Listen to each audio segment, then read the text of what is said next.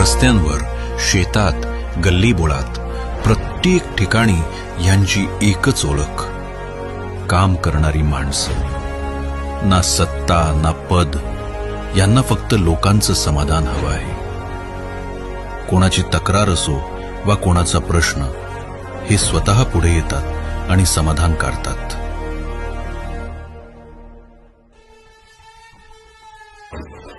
तरुणाईतली ऊर्जा आणि अनुभवातून आलेली जबाबदारी यांचा सुंदर संगम म्हणजे हे.